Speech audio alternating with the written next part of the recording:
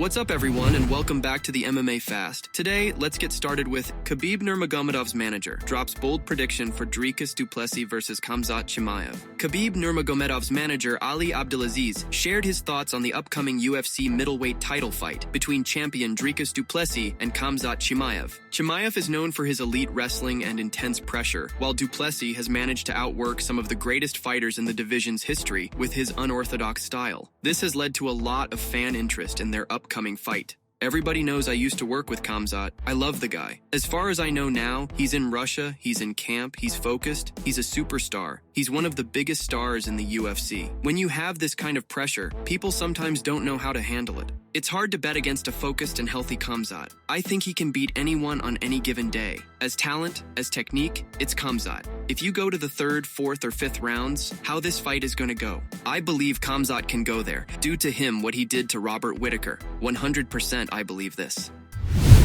Daniel Cormier sees no bigger blockbuster for UFC than Ilia Topuria versus Islam Makhachev. A potential super fight between Ilia Topuria and Islam Makhachev is currently one of the most talked about topics in the UFC community. Daniel Cormier says that there is no bigger fight right now. Cormier noted that since El Matador is considered a favorite against most of his rivals with the exception of Islam Makhachev, this matchup would attract significant attention. Obviously, we know that there are some big fights in the UFC. I don't know that there's a bigger fight that the UFC can make that's going to be bigger than Topuria and Makhachev if they are to fight. Ilia Topuria is a massive favorite over everyone in the UFC except Islam Makhachev, and that in itself tells you what people think of Islam because of how highly regarded Ilia Topuria is right now, especially after becoming the UFC lightweight champion in the fashion that he did against Charles Oliveira.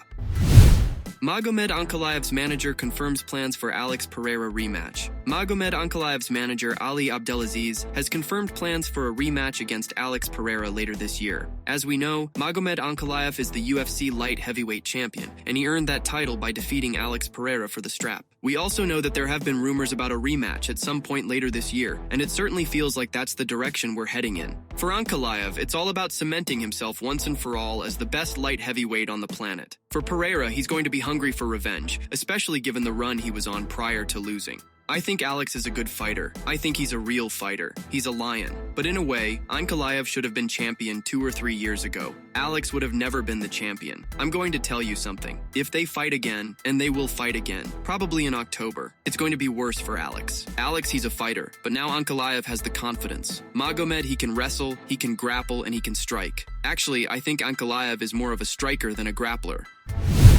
Dustin Poirier details steps he's taken to make the last one the best one, ahead of Max Holloway retirement fight at UFC 318. Dustin Poirier will grace the octagon one last time as he takes on Max Holloway at UFC 318. Sure enough, the Diamond is pulling out all the stops to make his swan song unforgettable. During a recent appearance on the Fitz Take podcast, the 36-year-old opened up about the extra measures he's taking to make his retirement fight the best performance of his career. I tried to do everything right. Not that I didn't before, I just tried to be extra for this last one. I started my diet a few weeks before I even left to come out for training camp, and I've been in South Florida for 8 weeks now. Just trying to get ahead of everything, trying to make the last one the best one, and show the world that I'm walking away from the sport. Not because I feel I can't compete with these guys or anything like that. I'm not getting squeezed out of the sport. I'm not letting the sport retire me. I want to leave on my terms. When they first met in a featherweight bout at UFC 143 in 2012, he spoiled Holloway's promotional debut with a first-round submission via armbar. The pair crossed paths again at UFC 236, over 7 years later, this time at lightweight. Once again, the Diamond walked away with the win, earning a unanimous decision.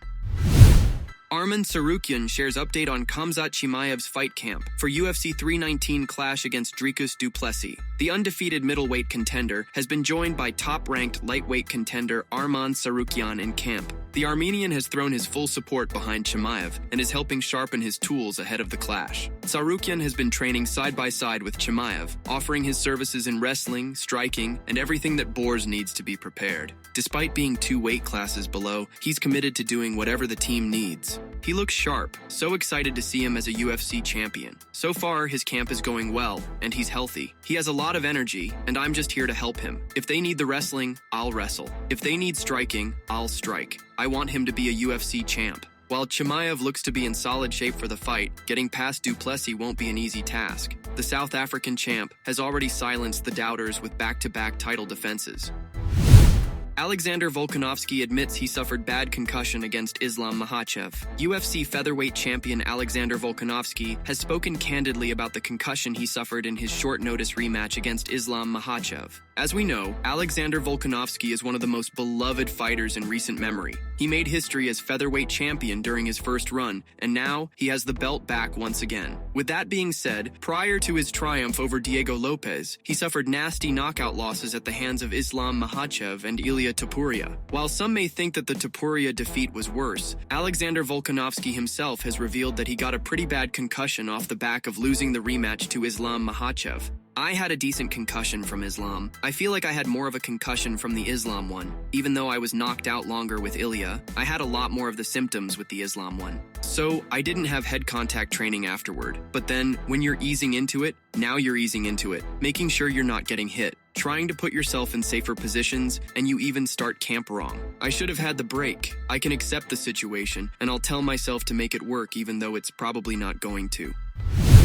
Jon Jones responds to Daniel Cormier. Jon Jones has responded following recent remarks from Daniel Cormier, suggesting that he's a quitter for not facing Tom Aspinall. As we know, Jon Jones is officially retired from mixed martial arts. At the same time, however, he continues to tease the possibility of a return to action. This has frustrated more than a few fans, many of whom were of the belief that Tom Aspinall could now focus his attention on kickstarting his real reign as undisputed champion. Alas, the shadow of Jon Jones is still leaving its mark in the heavyweight division as he flirts with the idea of a comeback. After his former rival Daniel Cormier suggested he was quitting, Jones provided a response on social media. Sometimes you gotta know when to quit. Sometimes you gotta know when to let things go. We should be constantly evolving. Quitting certain things could be the best decision a person ever made. It's always entertaining watching the naysayers act like they've got me figured out. They forget this isn't checkers, it's chess. You don't get this far in the game moving without purpose.